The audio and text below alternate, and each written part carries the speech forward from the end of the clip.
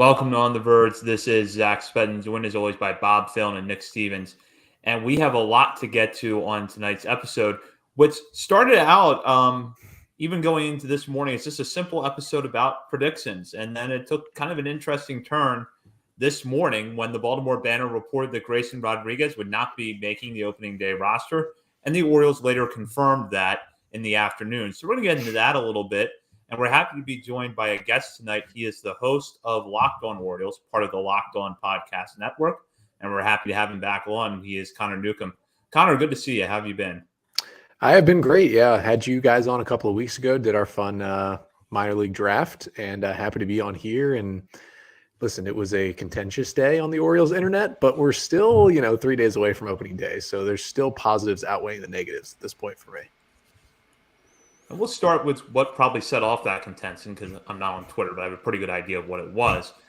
Andy Koska at the Baltimore Banner reported Monday morning that Grayson Rodriguez would not be making the opening day roster. That report came out shortly before the Orioles played the Cardinals on Monday afternoon. And then following that game, the Orioles confirmed the news with some interesting remarks from Mike Elias. And I'm quoting from Andy's article over at the Baltimore Banner. Elias had noted Rodriguez's issues getting through the fourth inning this spring, saying, quote, "We know what he's capable of. I wasn't expecting this. We were hoping he would show up as a better version of himself than I think we got here, and we just had 5 other guys who were more deserving at this point in time." The Orioles rotation now looking like it will be Kyle Gibson, Dean Kramer, and then in some order, Cole Irvin, Kyle Bradis, and Tyler Wells to start this season with Rodriguez out of the mix. As Elias noted, Rodriguez had struggled to get through the fourth inning in his outings. He had 2 bad innings in back-to-back starts against Boston, and then had a bad third inning recently in his outing against the Tigers. So, Connor, I'll start with you here.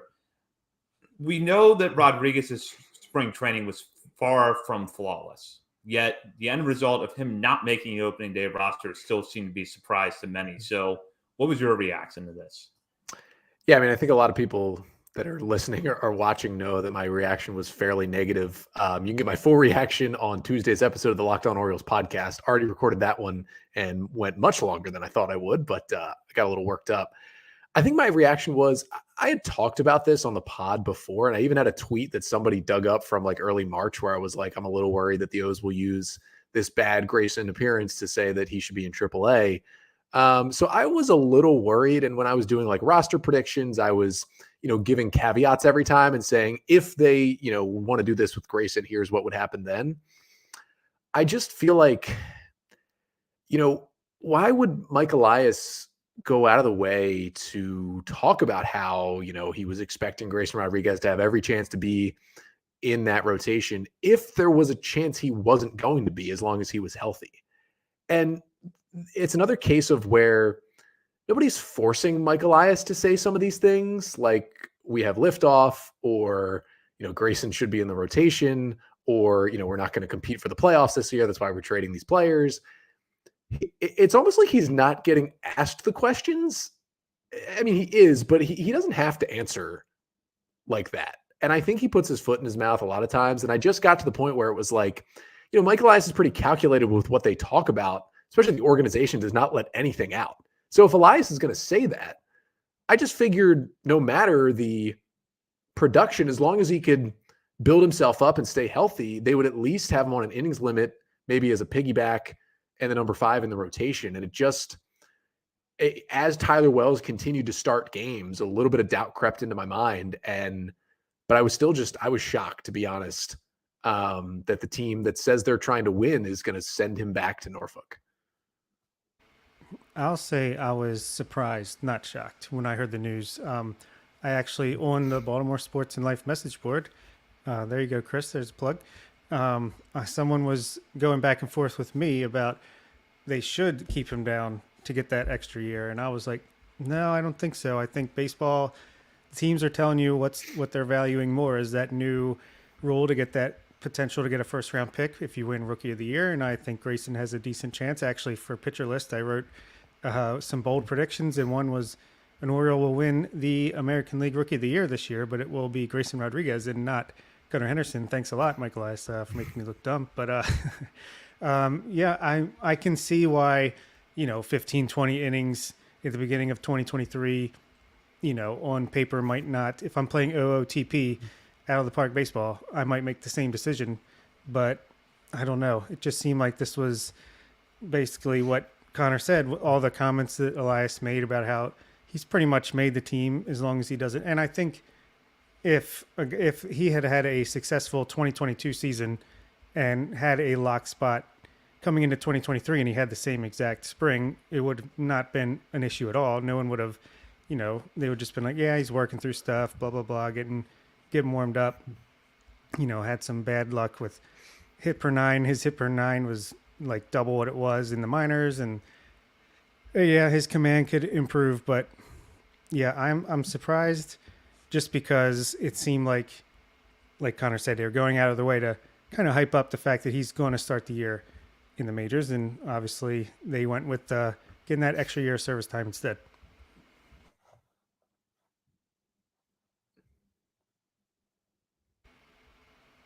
Let's try that again. That's why I'm so annoyed, because the Orioles have made it seem like, and Mike Elias himself made it seem like Grayson Rodriguez was going to be a member of this organization come opening day, like you guys have mentioned. And, I get if you could come out and just say, like, look, he's going to be number 5 in our rotation. We don't need a number 5 right now because they got 1, 2, 3, 4, like 4 off days before like the first 3 weeks of the season or something. So I get that. And, you're going to limit his innings anyway. But at the same time, like, you've got, I don't want to say it's an easy schedule because nothing in professional sports is easy. You say that you lose 75% of your games. But, I mean, they've got like Texas, Oakland, Chicago, the Nationals, Detroit twice. Like, you've got a pretty cushiony schedule to begin the year. Like, Grayson Rodriguez really has nothing left to prove in AAA. Let him figure it out in 3 or 4 starts that first month of the year against that competition. And like, if he's getting bombarded, all right, then we've got a whole issue. Then we got a whole nother podcast topic to talk about. But I mean, I don't know. I guess you can make an argument. I get some of the argument why you want to send him down. Sure, he wasn't crisp. Sure, you want to see him get through a lineup twice. But I just think at this point, like, just figure it out in the major leagues at this point. That's just what I think. Like, enough of the AAA stuff. He doesn't need to be there. The DL Hall stuff, I completely understand. I think it's cool he's going back to AAA if you think he's going to be a starter. But Grayson Rodriguez, I just think, is a completely different story. He needed to be in the starting rotation. Tyler Wells, yes, he maybe ended the spring hotter than Grayson did, but like, I think Grayson Rodriguez gives you a better chance to win the ball game if he's your starter versus Tyler Wells. Yeah, it's a good point. I mean, you would have had a good argument. Look, you start him it's going to look bad. I'm going to say if he comes up in May 1st and is dominant and finishes first or second in the Rookie of the Year voting, when you could have started him at the major leagues. Like you said, if he struggles, you send him back down, you still gain that extra year of service, and it will be a little more respected that way. But yeah. I think that part of it is that we didn't have the data that I think we would all like to have our hands on for how his pitches looked over the course of his outing. But kind of the moment where I thought, okay, he's probably going to make the rotation was one of his first outings. It might have been his very first outing. There was StatCast data, and the fastball was in the upper 90s. The fastball velocity was exactly where you would have wanted it to be. If Rodriguez had struggled the way that he did, and what we were hearing was the fastball's down a couple of ticks, he's not locating his secondaries very well, I would have understood this move a lot more. But to me, the stuff has looked good when it has been on. It's just that he hits these walls. And let's face it, in his minor league career, he's had these starts where he has hit these walls.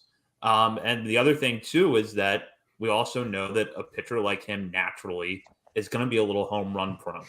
They throw hard, fastball rises up. When a hitter gets a hold of it, what do you think is going to happen? It's going to go out of the ballpark. So there was nothing that I saw from what we could see, which unfortunately wasn't much, that made me think that Rodriguez is really far behind. And when it comes to managing his innings, I could see the argument of you don't want to tax the bullpen a lot early in the year. So Tyler Wells, we know, can get us at least into the 5th. Most outings, whereas we don't think Rodriguez can right now. But you also do have good long relief depth at the major league level to start things out. So I feel like you could have found a way to manage that, especially because I'll be honest. Personally, I wasn't expecting a lot of Rodriguez starts early in the season that went 5+ innings. I was thinking 4, maybe he gets into the 5th most nights, but doesn't really finish it. And then in May and June, that's when you want to look for the buildup. Yeah, and I do think that it's, there's some credence to the argument that, okay, if he can't get through the 4th in spring, what if he can't get through the 4th in the majors for the first few times we tax the bullpen? Do you get to the point where you have to send him down, or you have to put him on more of a pitch count? Does that mess with him? The ultimate mess with him would have been makes the team, goes back down to AAA, after 3 weeks. And I get that. But let's say he has 2 bad starts out of 3 in AAA to start the season. Like, what do you do then? Like, now you've backed yourself into this corner where if he doesn't look amazing, if he doesn't look like first half of last year's AAA season, Grayson Rodriguez, what's your plan? Like, are you just going to leave him in AAA until he rattles off a similar stretch to last year where he has, 6 straight starts where nobody can touch him, and then you're going to call him up? At some point, and I think this has happened to prospects before, I think it happens a little more on bad teams, but you just get bored of the minor leagues at some point. And, it's hard to keep that competitive drive going when there's a couple thousand people at Harbor Park on a Tuesday night and it's cold and the wind is blowing in and you're facing the White Sox AAA team and, Mike Wright is the opposing pitcher on the other side. Like, it's tough to keep that edge up. And Grayson Rodriguez pitches with a lot of edge. And at some point, that's how I looked at actually some of DL Hall's starts last year when he would struggle. I'd just be like, this guy feeds off the energy and he's probably getting a little bored in AAA. And so I worry that at some point they've backed themselves into a corner where it's like, what are you going to do? Because he may not have 6 starts that are dominant in a row. And if that's what you're looking for, then you might be in a weird spot. And there's also a chance that these 5 current starters don't pitch incredibly poorly.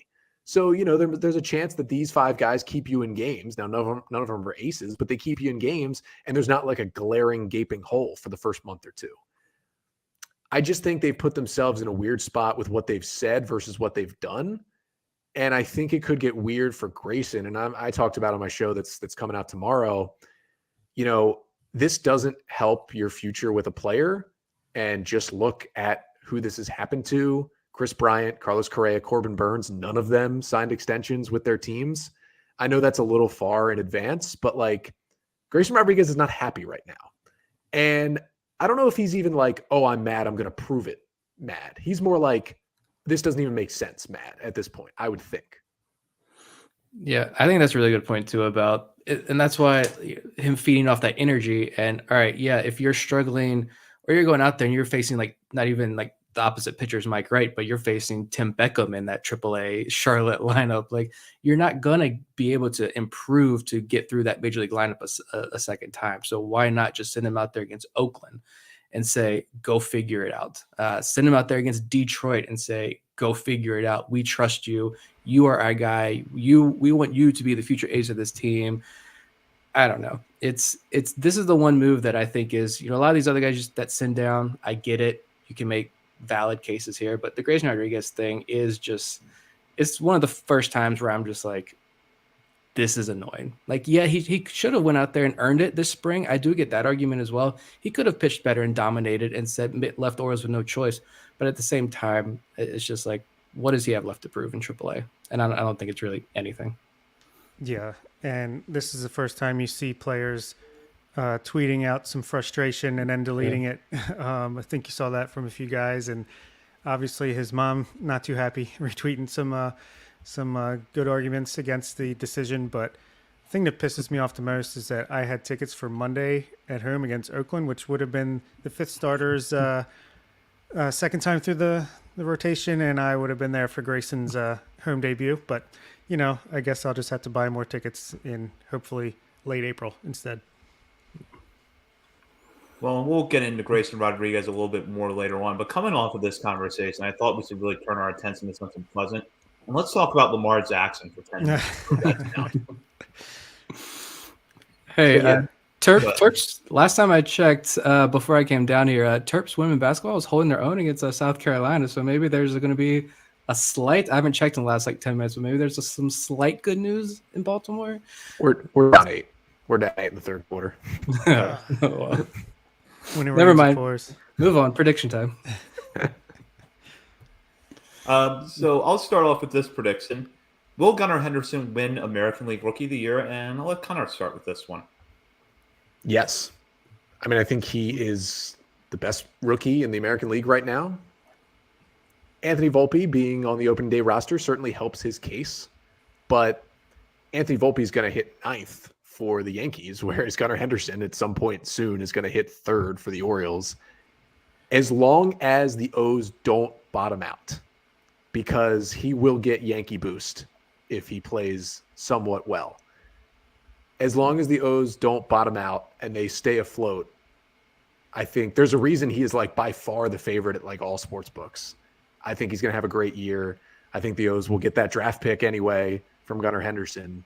And I think it's going to be an amazing season. And the other thing with Rookie of the Year, you generally don't have to have like a crazy year to win the award. Now, Julio Rodriguez was the exception last year, but generally, like when John Means finished 3rd, you don't have to have this outstanding year to win Rookie of the Year. Sometimes this could be one of those years as well, but still think Gunner's going to have a great year.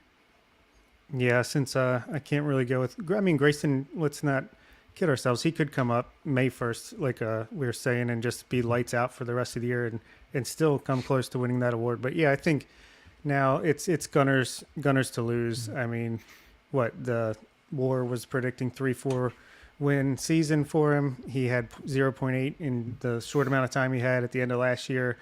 I think he's going to prove that spring numbers mean absolutely nothing, and I don't think you have to worry about him whatsoever. He's going to start the year at third base. I think he'll be the starting shortstop by June, July. I think Mateo will slide into more of a reserve role. I think we got a preview of that with him getting some time in center field. So, yeah, I think he's going to hit like 275 with 25, 30 home runs and 20 stolen bases and good defense. And to me, that's Rookie of the Year. Anthony Volpe, I'm sure he's going to be solid. I have no doubt. But, yeah, I'll take Gunnar Henderson over him any day of the week. I'm afraid we're all going to say yeah and do the whole jinx there. But I'm going to say yes as well, just because he's going to be a pretty big piece to this roster. Hopefully he's batting. Hopefully he's not, in the bottom third of the lineup and he's at near the top, but he's going to be a key piece to this roster.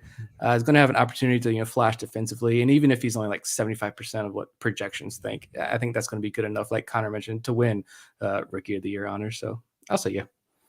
I'm going yes as well, just for all the reasons you guys mentioned. I think that the fact that he's coming into the season as the consensus number one prospect in the game is going to help him out a lot.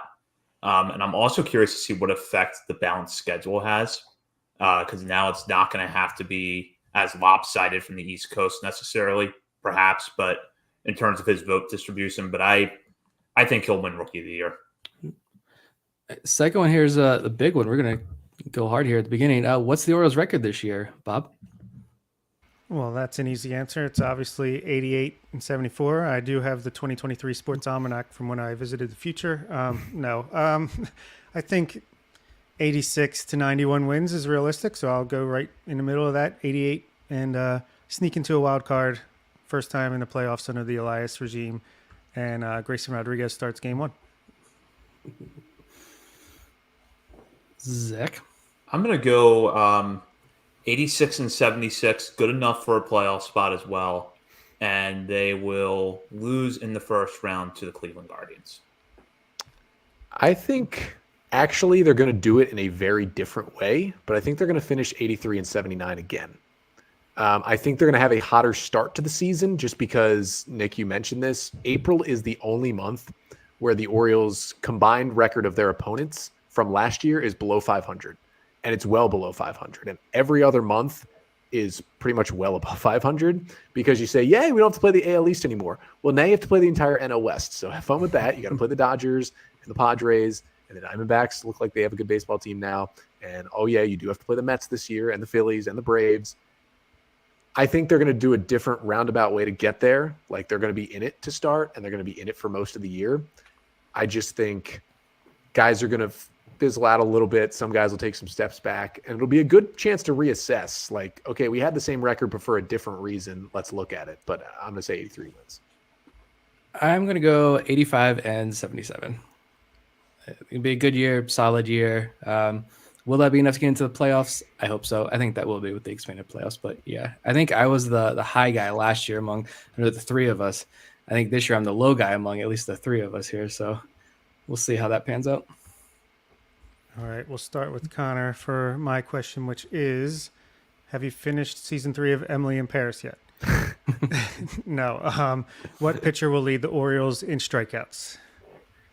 Yeah, I mean, it's tough because I don't think this guy will be close to the innings lead, but I just think Kyle Bradish's stuff is so good, and he's going to rack up so many strikeouts, even in games when he pitches 5 innings, that he might finish with 160 innings, and Cole Irvin might finish with 200 innings, and Bradish is going to strike out more batters this year. I think he found the repertoire that worked for him at the end of last year. I think he added to it in the offseason. He refined it. Now, he's not going to throw 50% breaking balls every start like he did against the Astros last year, but he's going to be able to pull that out of his back pocket later in games when the fastball's working a little better early. I think he's changed the shape of that pitch a little bit because his fastball, it did have some struggles last year. I think we'll see more sinkers. And I think just that breaking stuff is so, so good that it's going to be a lot of Ks for Bradish. There's going to be some walks, going to be some short starts, but a lot of strikeouts. Yeah, I think a lot of people kind of scoffed at the talk from the organization that Bradish was on that like Grayson DL tier prospect status. And while I think after the trade, a lot of people were like, yeah, he's probably a relief prospect. But I'm going with Bradish as well. I think he's going to have a big year. I love the stretch at the end of the year. I like to have seen the spring training.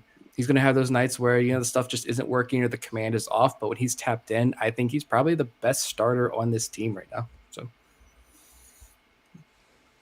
Yeah, I agree with both of you. I think it's going to be Bradish. I think what's interesting is that Bradish, the strikeouts didn't quite come around for him right away last year. And that was a big part of his game at the minor league level that you wouldn't have necessarily known from looking at Bradish sometimes last year, even when he was pitching well. So I think just getting used to major league hitters, getting used to major league strike zones, it's going to be a big key for him. And he looked a lot more confident, a lot more comfortable on the mound over the last month of the season last year. So like you both touched on, he doesn't have to lead this team in innings. He doesn't have to throw a lot of innings to lead this team in strikeouts, and I think he'll do that.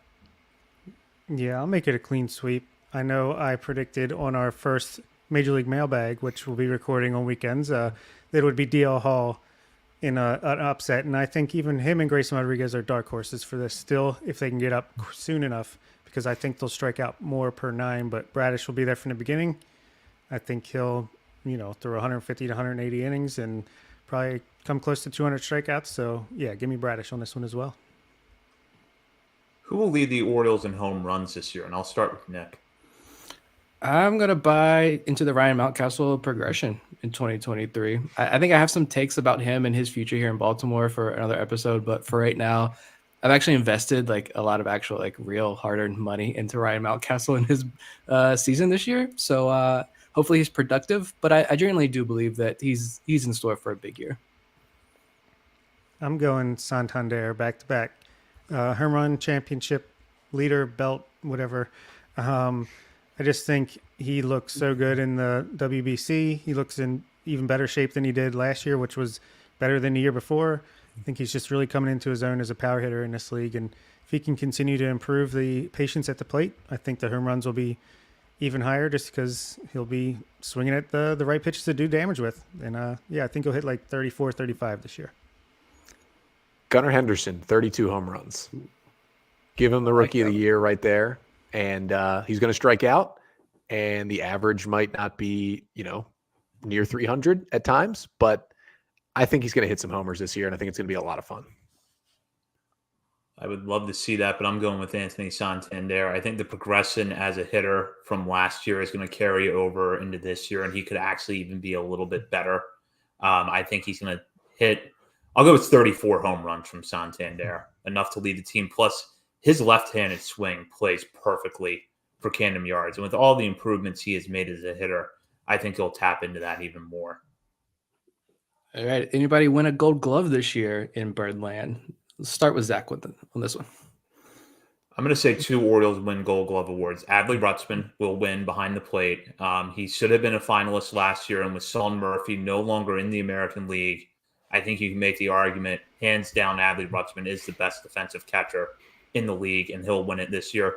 And I'm going to go with Cedric Mullins winning one. He's come close the last 2 years. And while I don't necessarily think that the voters were wrong to not give it to him in either case, I think that he's been close enough that a third straight year of being a finalist will be enough for him to get the award.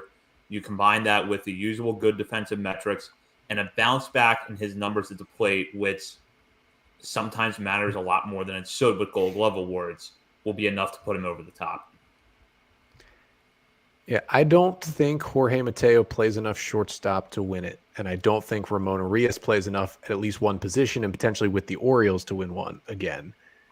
I think Mullins will finish second. He will deserve it, but Julio Rodriguez will get it because he's Julio Rodriguez. And I think Adley will win it going away. So I will say Adley Rutschman. I think too as well. Adley Rutschman, obviously. Just give it to him now. But Gunnar Henderson at third base. Let's have two different Orioles be a finalist at third base back-to-back years, and this time Gunnar gets it. I just think he's proven to be pretty smooth out at shortstop. You move him to third, and for once I agree with Keith Law. He's plus over third base. The Gunnar Gold Glove would be just absolutely beautiful. I only had one. I just said Adley. I don't think Mateo's an everyday regular by the end of the year, so that hurts his chances. And a lot of competition out there in the outfield. But yeah, I went Adley, especially with all these new metrics that you're getting on Baseball Savant to measure certain things. I think that helps him. And when you're like the gold standard in some of these new metrics, as in Adley's case. So that's why I'm going just Adley. All right. My next one is who out of Connor Norby, Jordan Westberg, and Joey Ortiz will debut first this season? And will any of them not debut at all? Let's go, Zach. I'm going to say Jordan Westberg. I just think that he's the closest to Major League ready, and he just, unfortunately, is a depth issue for him right now. I don't think he could have hit any better this spring. I am curious to see how he's going to be used in Norfolk. I said on this show a few weeks ago that I think he needs to he's going to need to have left field time this year in order to get the most Major League at-bats he can get. And I'll be interested to see if that holds true, but I think he's ahead of Ortiz and Norby right now in terms of his development. So I'm going to say that he does get there first out of those three, and I think we will see all three this season. I think we'll go in order: Westberg first, then Ortiz, and then Norby late in the season. I think things would tell you that it's Jordan Westberg, and Mike Elias tried to tell us it was Jordan Westberg today when he said, it shouldn't be long. So that leads me to believe it will be Joey Ortiz. I will say Ortiz gets there because something happens with a trade with an infielder. Maybe Jorge Mateo is not producing. And I think Ortiz has the quickest, plug and play potential to come to the big leagues. I'll say Westberg second, but everybody's yelling about it all season. And then I love Connor Norby. And that's why I think maybe he doesn't get to the big leagues, or potentially he's the guy who's traded to get a major league piece at the deadline and never makes it to the big leagues with the Orioles. So I'll say 2 of 3 make it, with Ortiz being first. I also have a little prediction in my prediction, but it's Westberg, not Norby. I said Westberg first, but Norby's defense is going to be the big talking point. It's going to be the Jahmai Jones talking point of last year. Ortiz, they could use that excuse of he in concussion protocol for so long, so missed a lot of spring, going to need more time in AAA. So that's why I think it could be Westberg, but I don't think Westberg is in Baltimore by the end of the year. I think he's the guy that's traded. Yeah, maybe he gets to the majors first, but with a different team. But I'll say he comes up. Let's just say Ramon Arias jams his thumb again, has to go in the IL. I think Westberg's the guy that comes right up. I think I would have said Ortiz if it wasn't for the concussion. I think he played in a spring game recently, so hopefully he's coming back from that okay. And I don't think Norby will be traded, but I could see a world where he doesn't debut this year. Just we're loaded at infield, and if Elias will not trade Urias or Mateo unless a offer too good to refuse comes through. So just a numbers game. I'm not sure if Norby can make it this year, but he should. Go with a similar prediction here, which is when will Colton Cowser debut this season, if he debuts at all? And I'm going to start with Bob. think he will. I think he'll get up here. Maybe this is just a trend with the Orioles now. Later than everybody wants. I'll say July or August, either right before the trade deadline or right after. Maybe Austin Hayes has a great first half and he gets out, and then Colton Cowser comes up to take his place. But then if Austin Hayes has a great first half and the Orioles are in playoff contention, will they trade him at all? So it's tough. I just think now that we are a team that's contending, it's going to be harder to bring these guys up and let them struggle in the major leagues for a long time. But I do think he comes up maybe July or August. I'll say September 1st. I think the Santander Mullins Stowers combination will be good enough to keep him down. And I think Austin Hayes will be productive enough in his at-bats where we want Colton Cowser, but it's not a crazy clamoring for Colton Cowser. And I think when the Orioles want to add one extra hitter on September 1st, I think Cowser becomes that guy because he can give you defense in the outfield while having, a bat with a higher ceiling than, some of the outfielders that are currently on the roster. Yeah, I said not until after the trade deadline because you're going to give someone like Hayes an extended look. Unless somebody's traded or unless there's an injury, he's not coming up anytime soon. So, yeah, I said just after the trade deadline. One other prospect prediction here about when would they debut. Oh, sorry, Zach. Yeah, I just wanted to jump in real quick. I'm full agreement with Connor. September 1st at Arizona. I think that if the Orioles are competing, that outfield is going to be a big part of it. So you are actually going to have a legitimate question as the season goes on. If you bring up Colton Cowser, is he actually an upgrade over that group of Mullins, Santander, Stowers, who I think is going to have a nice year, and Hayes? And here's the other thing is when I look at this schedule, the beginning of September is going to be grueling because you've got a West Coast road trip that runs through Arizona and Anaheim, then an off day to come back east and play the Red Sox at Fenway, and then a home series against the Cardinals. You're going to want to try to rest everybody a little bit during that stretch. And it'd be really nice to have fresh Colton Cowser fresh up from AAA to give your outfielders a night off during that time period. I like it. What about Heston Kjerstad? Same question, Connor. I don't think we see him in the big leagues this year just because Cowser, unless Kjerstad goes off, which I'm not going to stop him. I mean, it could happen. Cowser just ahead of him in the pecking order. And the Orioles, while the Orioles infield is certainly catching up to this, it feels like the Orioles outfield is still the most set group of positions on this major league roster right now. And it's just going to be tough to crack. And I think the easiest spot to crack right now is Ryan McKenna's spot. But are you really going to call up a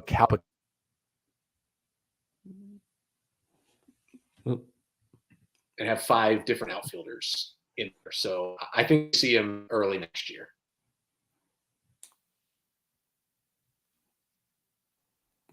Yeah, I'm going to go with early next year as well. I don't think he reaches the majors this year because there's so much depth at Norfolk and in the major leagues.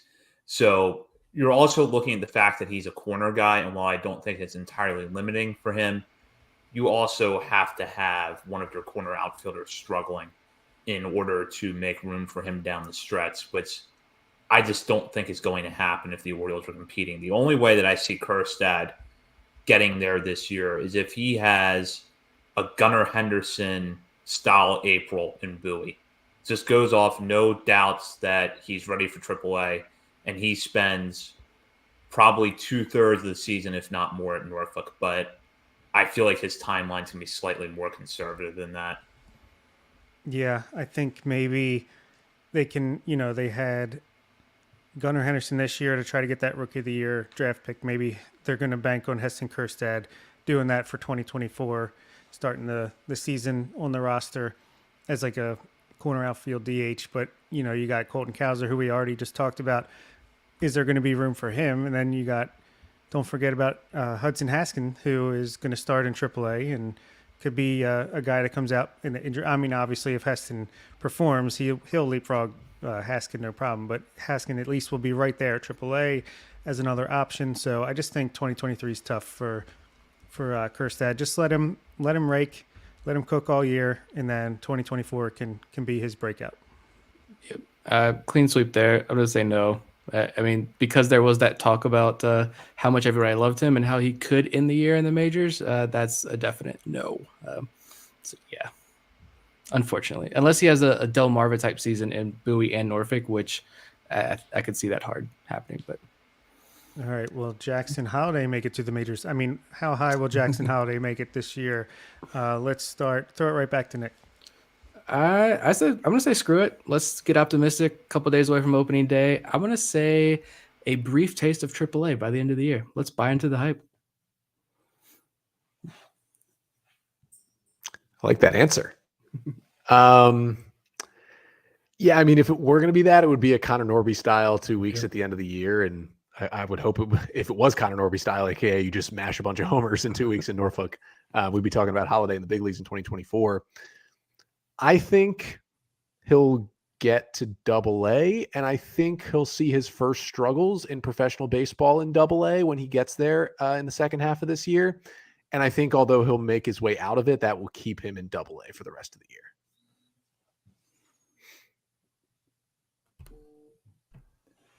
I'm going to go with Bowie as well. I think that he'll start the year at Delmarva, and the big point of emphasis is going to be, can he hit the ball hard without hitting on the ground as much as he did when he was there last year? That was admittedly a very small sample size, and that's something you really have to nitpick. But if you are going to nitpick, that's something you would look at during his time at Delmarva last year, and you hope that he would get better at before he leaves low A. I actually think Aberdeen's going to be where he struggles a little bit, because I think that jump from low A to high A is hard. And I think it has gotten harder in the last few years. And we also know that Ripken Stadium just isn't a great place to hit. So I think a season that looks kind of like Gunnar Henderson's 2021 is what's going to be in store for Jackson Holiday. Hot start at Delmarva, some ups and downs at Aberdeen, but he finishes strong there, gets some promotion to Bowie, and he's there for the final weeks of the season. Yeah, it would be nice to know, to help with this prediction, where he's going to start. Is he going to start back at Delmarva? Is he going to start at Aberdeen? I'm going to guess he gets a brief cameo 1 month in Delmarva back just to get his confidence up and get his season started on the right foot. I don't think he's really going to struggle anywhere. I think his batter's eye is just too good. His plate discipline is too good. Yeah, he's probably not going to hit for the power that Gunnar did in 2021, but I think he's going to hit for average. I think he's going to have an on base over 400 no matter where he goes. He's going to hit his doubles. I just think he'll stop at Double-A, but there will be an argument that could be made that maybe he could get that last week or two in Triple-A, and then they shut him down. And gosh, is he a guy that we're going to have the argument of, should he, be in the majors early 2024? Let's save that for this time next year. Will Grayson Rodriguez finish in the top 3 of Rookie of the Year voting? I'm going to start this one with Bob. Awesome. There's some pretty good rookies, I feel like, in the American League. Oscar Colas is starting with Chicago. Anthony Volpe with New York, obviously. But yeah, he's going to get third place because he's going to come up with a chip on his shoulder, and he's going to strike out 150 batters in 110 innings and sneak in third place. I hope he gets third place or second place so he can get that year of service time back for his sake. But I'm going to say no. I think the Orioles will put themselves in a little bit of a trap here where he won't come up till May-ish. And by that time, he's also going to be on a bit of a pitch count. And that all combined, he could still finish top 3 with a lower innings count. But if somebody else jumps up behind Henderson into that number 2 spot, voters are going to look at 110 innings and not want to give that a lot of votes. So I'm going to say no. Yeah, no, just because, like you mentioned, the innings thing, he's going to come up, get the phantom IL stint. He's going to be held back a little bit. So maybe this team is in the playoff push, and maybe he is pitching well, and you want to save him, conserve those innings for the playoff run or in the playoffs. So, yeah, nope.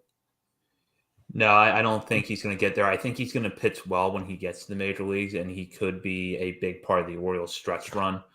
But I also think that the rookie class this year is fairly deep in hitters. So it's going to be hard for a starting pitcher, especially one that's not up for the full season, to crack the top 3. All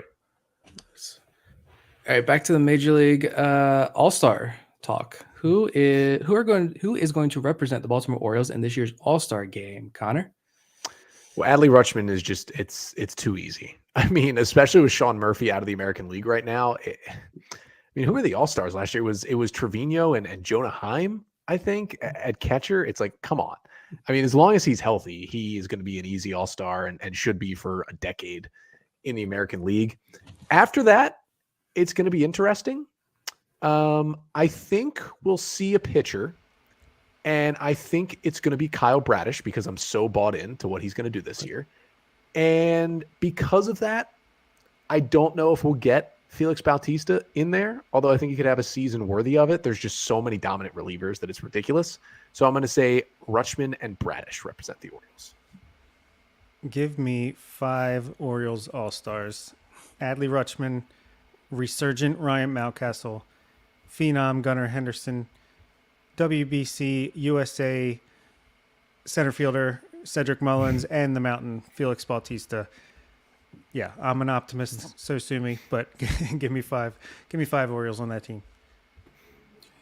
I'm going to go with 4. I'm going to go with Gunnar, Adley, Felix Bautista. I think he gets there, and then Cedric Mullins. Nice. I only went 2, Adley and Felix Bautista. I like the article. Was that also? Yeah, it was also Andy Koska. 2 weeks in a row. Major shout outs to Andy Koska. He deserves it. About Felix Bautista tipping his pitches and was still as dominant as he was last year. That's awesome. He's come out firing 9,900 miles an hour in his spring outings. So yeah, I like the 2 of them. I think he's gonna be so good in his outings. Those are the only 2 I got, I think. All right, next up. Who will be the most pleasant surprise for the Orioles in 2023? Zach.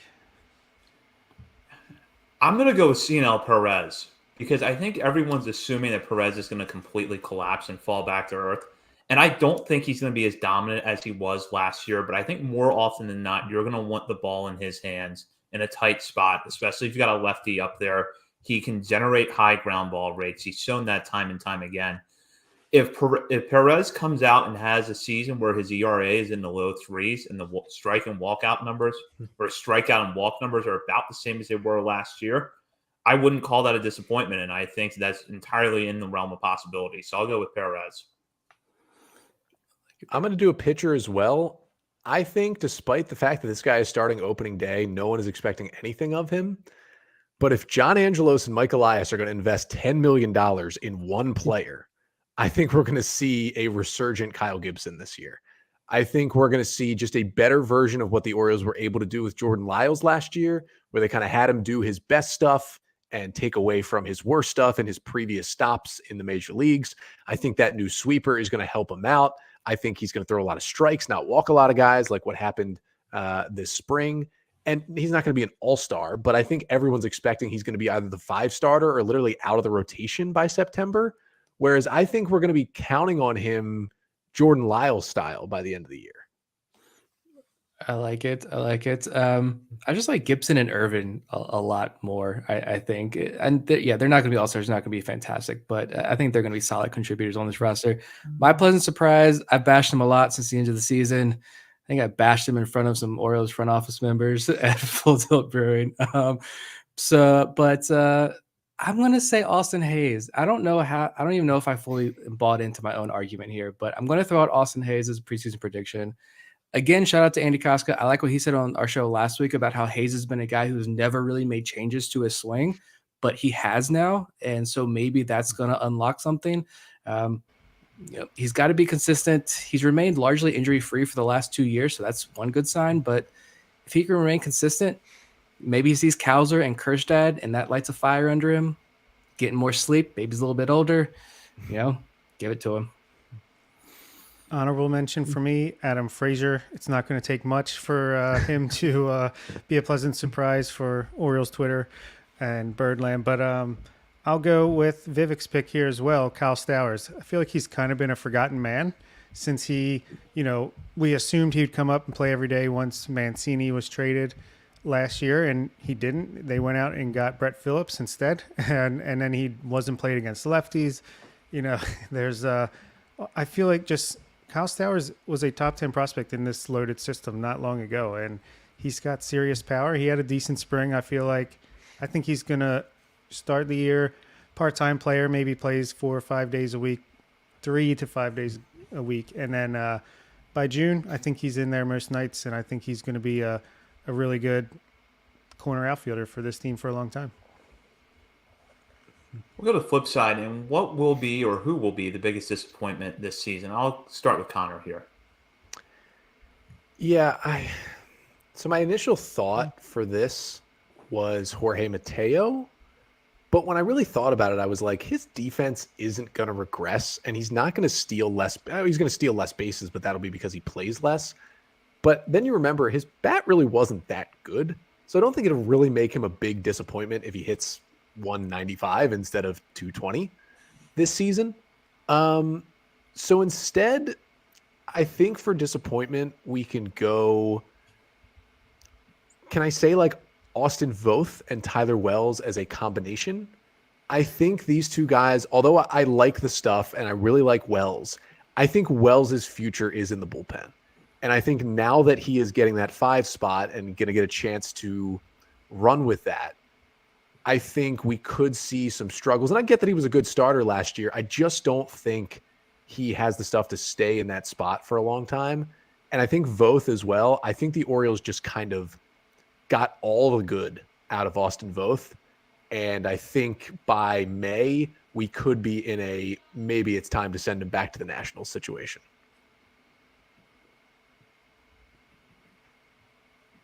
Boom. I'll go. Sorry. Biggest disappointment. I don't know. I don't really who I want to like bash here. I like a lot of these players. Adam Frazier does seem like just an easy target here. I was thinking Tyler Wells.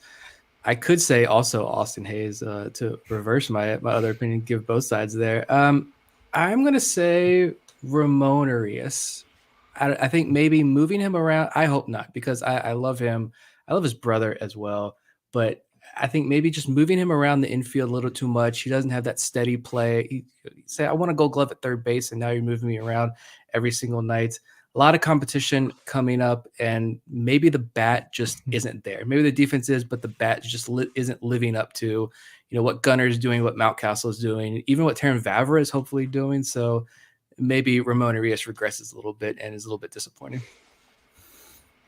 Yeah, I was going to sit there and wait until you answered because I needed time to think. I think between Jorge Mateo and Austin Hayes, those are my picks. I think Mateo, I don't think he's ever going to hit enough.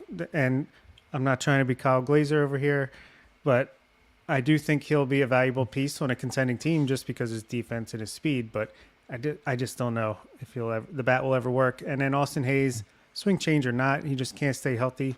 I know he thinks it's like this big accomplishment that he played most games of the season last year and didn't go into IL for very long, but you still were playing nicked up and not 100%, and it affected your numbers at the end of the day.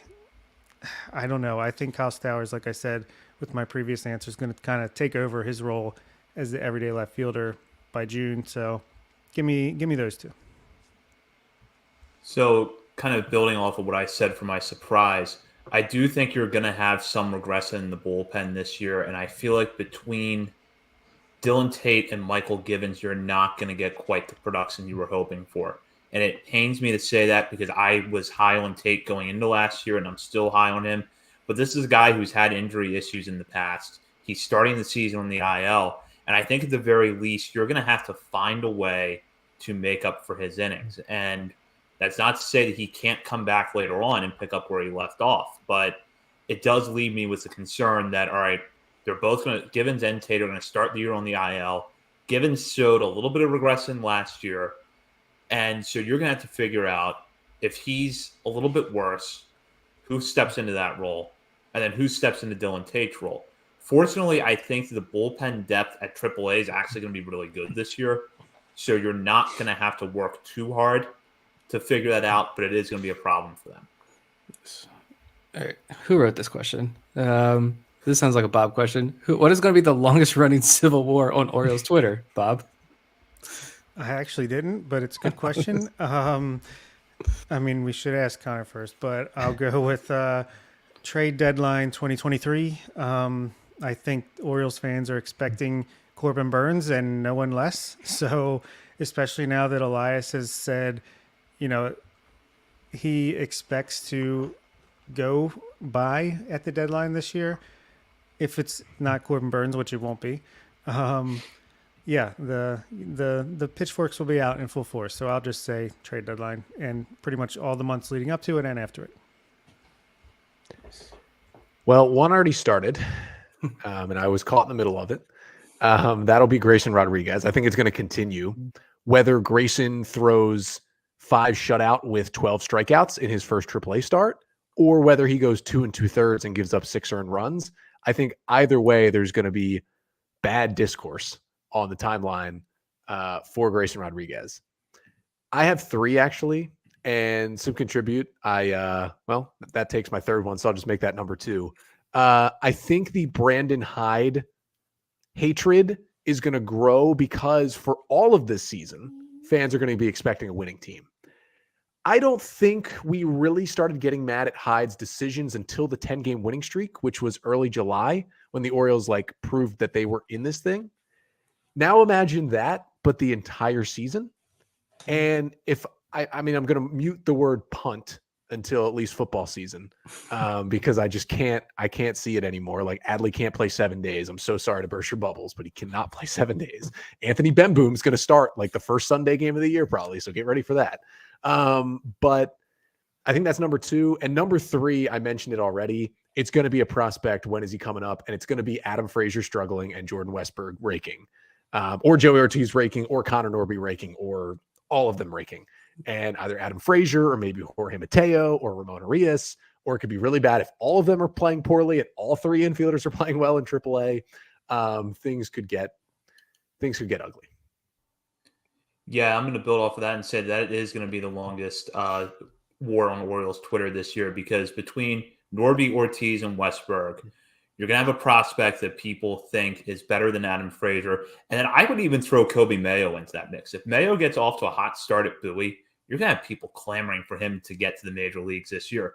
And I'll say this is what I expect of Adam Frazier. In 3 seasons from 2017 to 2019 at Pittsburgh, he slashed 277, 340, 421 with a 102 OPS plus. I could see a season that's similar to that with a little bit lower batting average and a little bit higher on base percentage. In other words, Adam Frazier will do exactly what he was brought in to do, nothing more, nothing less. You will have one part of Orioles Twitter that says that that's not enough. He should be hitting 30 home runs and playing Gold Glove level defense. You will have another corner of Orioles Twitter insisting that they're going to re-sign him in the offseason. You will never see a prospect ever play second base again. And these two sides of Orioles Twitter will go at it from right now until the final day of the season, probably until the winter meetings. So that's going to be the biggest war on Orioles Twitter. And I wrote this question, by the way.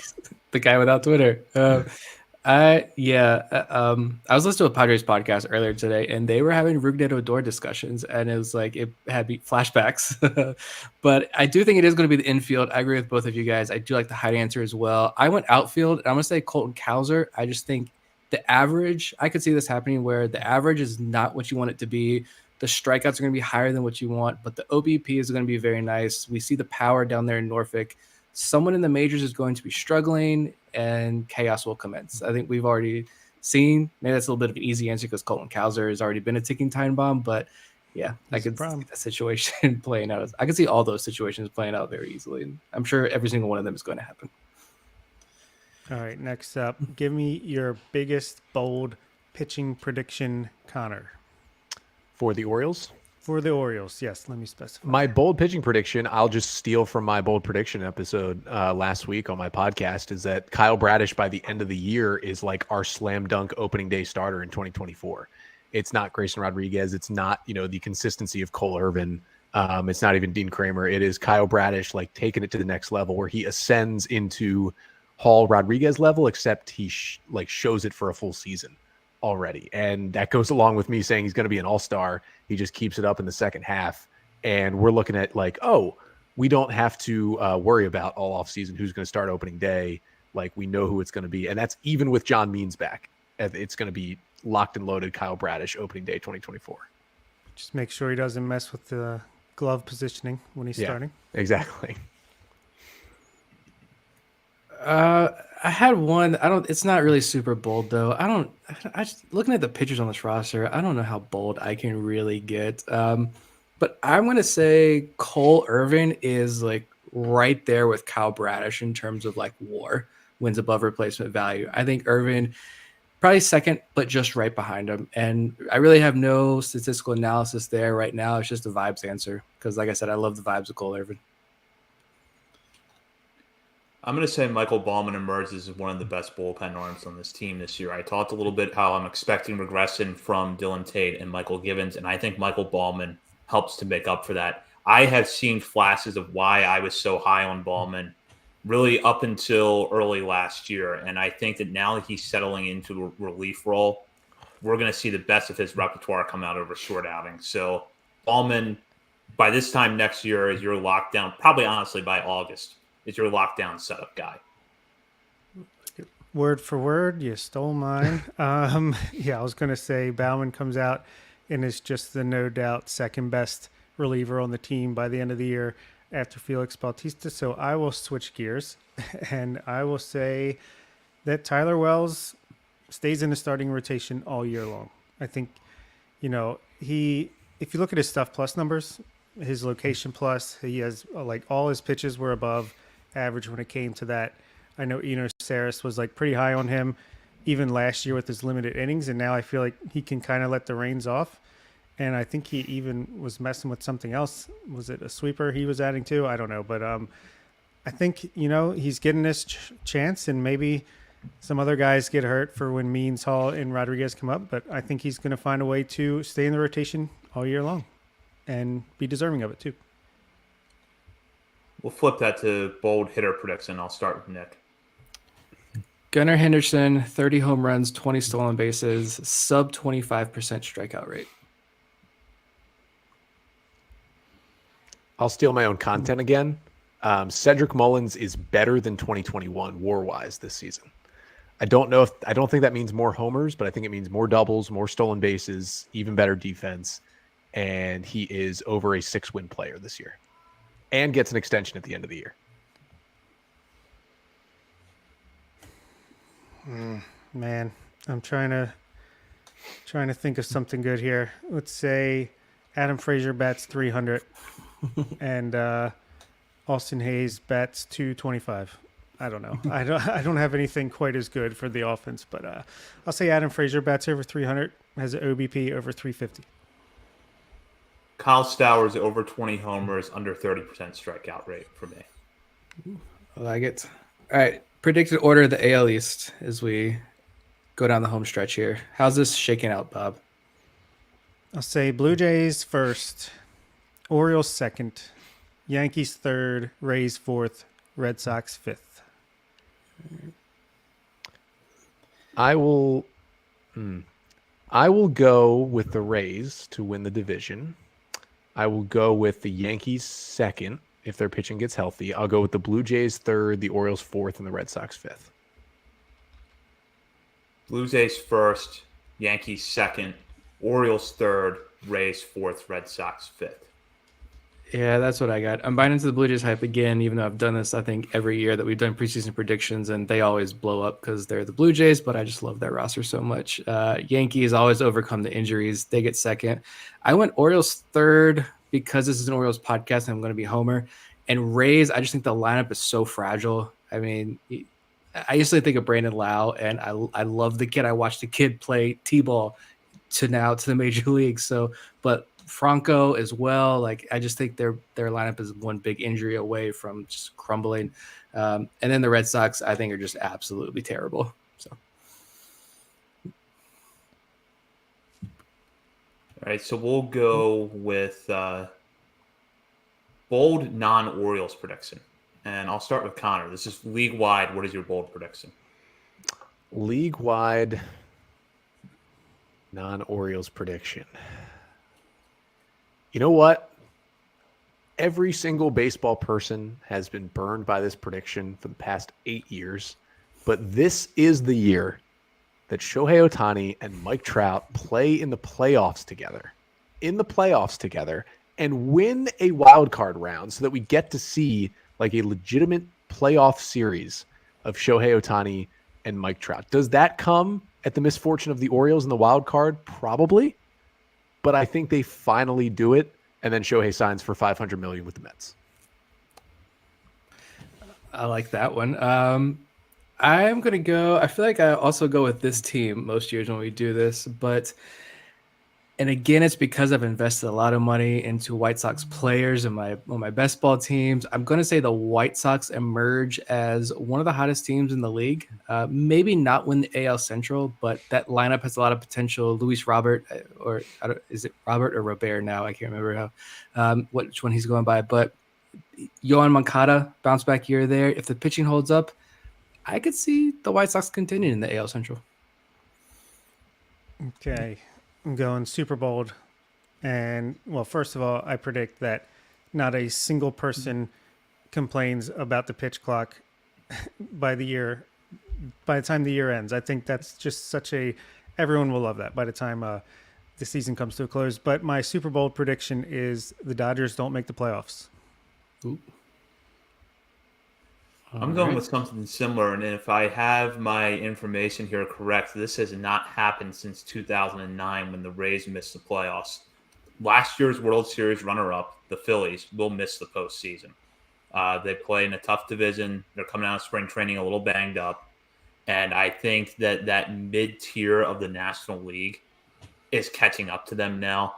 So I could see the Giants, the Diamondbacks, and perhaps even the Brewers maybe overtaking them this year. And I'll throw this one out there too, because I feel like they're being a little overestimated in some circles. I think the White Sox are sellers at the deadline. I'll take some of those pieces. Me too. We'll go into some quick over-unders now, and I'll start with this one. This is all based off of Fangraphs projections. Steamer has Gunnar Henderson at a 3.1 WAR. Bob, will Gunnar go over or under 3.1 WAR? Double. Mm-hmm. Yeah, I'll say over. Hammer the over. 32 Over. homers. I already said it. Great defense. Rookie of the year. Let's do it. All-Star, Gold Glove. Adley Rutschman at 17 home runs. I think sportsbooks have him at 16.5. I think over. I think people are kind of downplay his power. He has real power. He's going to easily hit 20 to 25. So I'll say over. 23 homers for Adley, and I think he hits a few more from the right side this year, which helps him get there. Not at Camden Yards, though. Something I found interesting, I'm taking the over. He hit 8 of his 13 home runs from the beginning of August until the end of the season last year.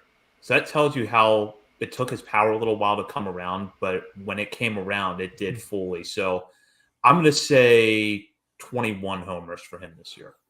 Did you see that homer he hit right-handed the other day? I'm smashing the over on that for sure. All right. Over under Cedric Mullins. Zips has him with 28 stolen bases. Zach? Over. I'm going to say under. I think he's going to be more conservative there. More power, less stolen bases.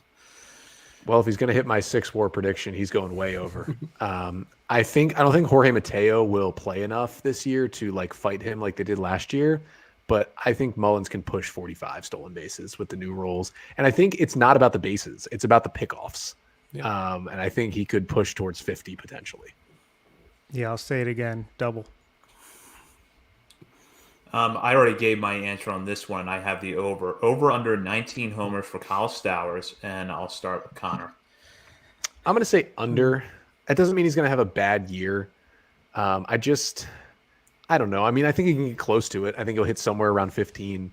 I just think it's still not going to be everyday playing time for him until at least maybe the end of the year.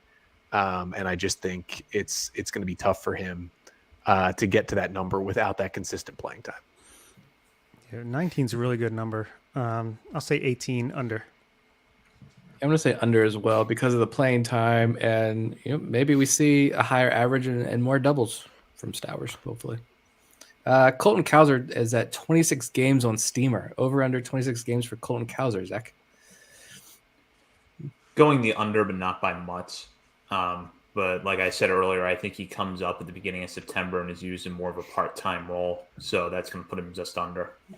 Yeah, I said the same thing September 1st. So I'll put him under around 15 or 16 games in September, maybe at the most. I'll put him over. I'm going to say under. I don't think much changes in that outfield as long as everybody plays well. I already gave my answer to this, so I'll say over ahead of time. Anthony Santander, 29 home runs. Steamer and Zips both have that.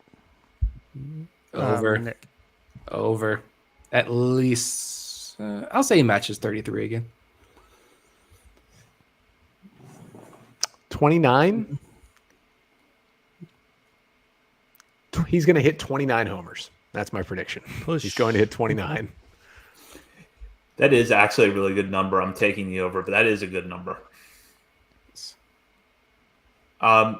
Over under 30 home runs for Ryan Mountcastle. This is what Zips has. Oh, Nick, you're buying in fully, and I need to hear why. I'm buying into all of the advanced the underlying data seems to say he's a little bit unlucky. I think he's figured out the wall. He's going to use more of that field. I don't know. Maybe it's the smile again. More vibes here with Mountcastle. I'm going to say 35 for Ryan Mountcastle. It's the all-time low karaoke for me. Over. That is an amazing clip. I'm going to say slightly under, but I think he's going to hit a lot of doubles and have a really, really productive offensive season. I think the wall will steal just enough to keep him under 30.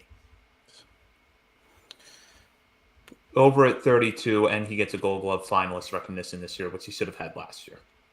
I love it. He should. Cole Irvin has a Steamer projection of 4.54 ERA. Over or under, Zach? Under. That's an easy under. I'm buying Cole Irvin. I mean, I don't think it'll be 3.54, but it's going to be under. He is built for 2023 Major League Baseball. He throws strikes. He works quickly. He's confident. He throws a lot of innings. I mean, he is not like other pitchers, but I think he's going under. And he's built for post-2022 Camden Yards, too. So, yeah, under. Yep. Smash the under. Easily there. All right, Kyle Gibson, 172 innings pitched. That is a lot. Zach? Over. I kind of agree with what Connor's been saying throughout this episode, that you're going to rely on him the way you relied on Jordan Lyles last year. And I just also think that Gibson's number last year was probably lower because he was not that good pitching in the hitter's park in front of a bad defense, whereas now he's going to be in a neutral ballpark in front of a good defense. That's going to allow him to go deeper into games. So I take the over, and I think it's going to be over by quite a bit. Over. I think he'll go over that Jordan Lyles mark of 179, and he'll hit around the 185-ish number this year. I was going to say, give me 190 for Kyle Gibson. They're going to run him out there. He's going to have some really good outings. I'm going under. I think John Means, Grayson Rodriguez, DL Hall, they got to make room somehow. Kyle Gibson, long man from August in September. Zips DC now has what I think is the most relevant projection of the night. Grayson Rodriguez at 97 innings pitched. I'm going to start with Connor here. Are you going over or under? 97 innings. I'm assuming that's been updated since what happened today. Because if he was on the opening day roster, I would have smashed the over. 97 innings. I'm going to say under. I think I'm just feeling negative about the entire Grayson Rodriguez situation right now. I'll say over. I said 110. I think it'll be around that. I'm going to say over. I'm going to say they try to get him to 100 at the major league level, but I don't have much confidence in that answer. That's it. This could go either way. I think I'm kind of in line with you, Nick, and the reason for that is that I pulled up Kyle Bradis's numbers. 117 innings at the major league level last year, plus 27 innings in the minors. And that was despite basically missing a month of action with the injury in the middle of the season, not being in the major leagues for 2 months. He still got to 117. And I know Grayson has more limitations, and I don't expect him to get to that. But I think that suggests there's a realistic path to 100 to 102 innings. for him this year. One can hope. Last over under here, Felix Bautista is at 29 saves on Fangraphs projections. Bob, over under. Over. I don't know who's saving games outside of Felix Bautista if he's not hurt, and I think we're competitive. So yeah, at least 30 saves for the Mountain. I could see him going under. Maybe there's a little more of the arm fatigue stuff, and they just want to make sure he doesn't completely overwork himself like he did last year. I mean, it'll be in the 20s somewhere, I think, but I think, Dylan Tate, if he's back healthy, will get a shot. Michael Givens, if he's back healthy, will get a couple shots. And Cino Perez will get a couple shots. And Bautista will be the closer, but maybe he pitches in more of those, high leverage 8th inning roles sometimes, and then Dylan Tate comes in for the 9th inning. I think it'll be close to that, and he'll still be dominant, but I'll say under.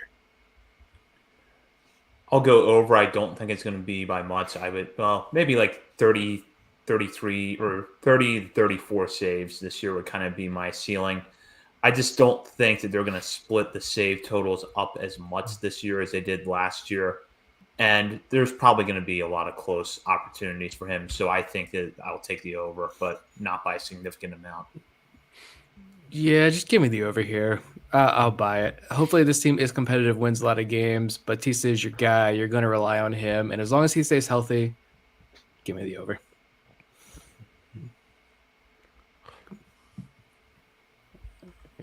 Go with Bob to lead our last prediction of the night.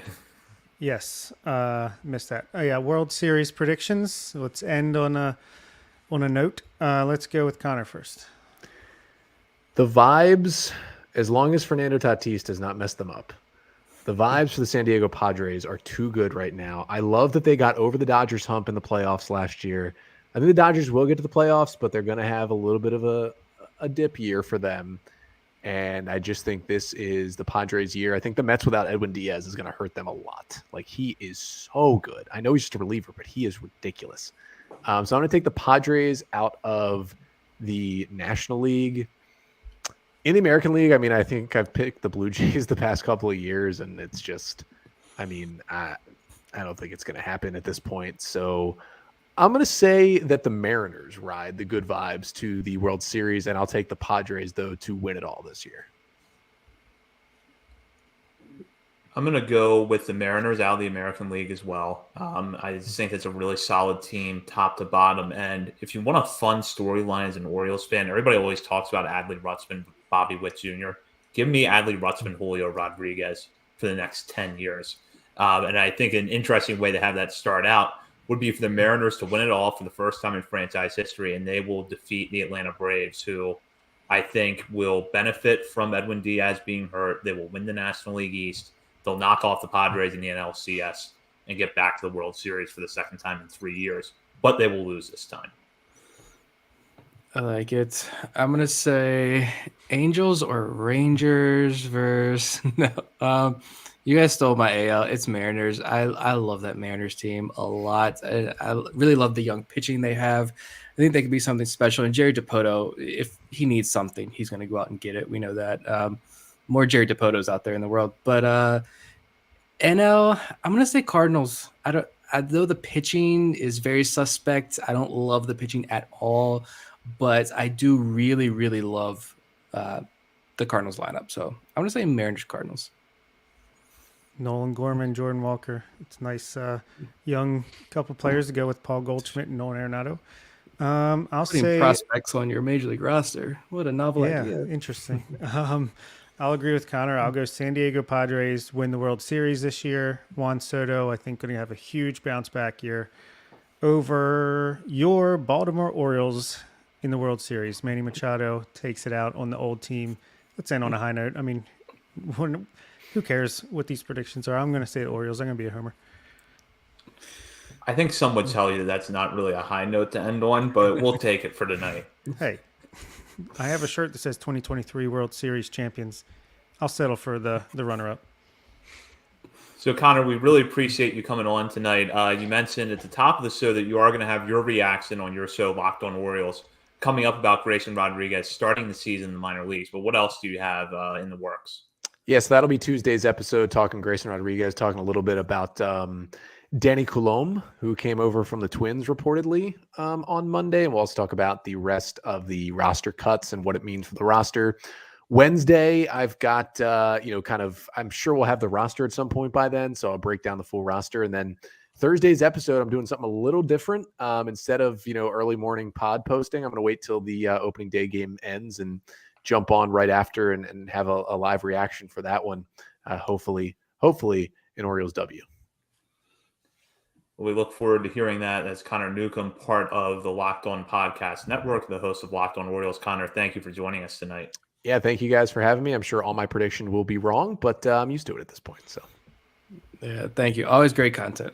And make sure you guys subscribe to Locked On Orioles as well. Although I'm sure if you're listening to our show, you are already subscribed. But if not, go do it. Head to the YouTube. We got a lot of giveaways coming up this season as well. A lot of Orioles giveaways turn into Locked On Orioles giveaways. Yeah, I was gonna say, go to the YouTube. If we need the subscribers, we can share subscribers on YouTube with them. Let's do it. Absolutely. And a couple of quick notes here. First off, congrats to our friend John Mioli on his new gig at the Baltimore Banner. John's work of the newsletter, Maximizing Playoff Odds, has been excellent, and fortunately is going to carry over to the Banner, which now has an amazing coverage of Orioles lineup, or an amazing lineup of Orioles coverage between him and Andy Koska, who we had on our show last week. So definitely check out Baltimore Banner's sports coverage if you have not already.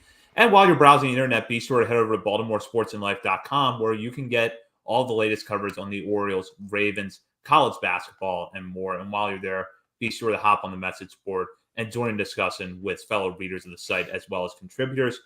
We will be back next week at our normal time to react to the first weekend of the minor league season, as the Norfolk Tides will face the Durham Bulls on Friday night to kick off their campaign. We'll also probably get into minor league rosters, which we'll hopefully have by then, for all 4 full season affiliates. And don't forget that we will have daily content on our Patreon channel throughout the season. You can join for as little as $3 a month right now and have access to our WhatsApp group, get a shout out from us on the show. The $5 and $10 levels will give you the daily content plus other perks. So head over to patreon.com right now to find us there. For Bob Phelan and Nick Stevens, this is Zach Spedden. You've been listening to On the Verge.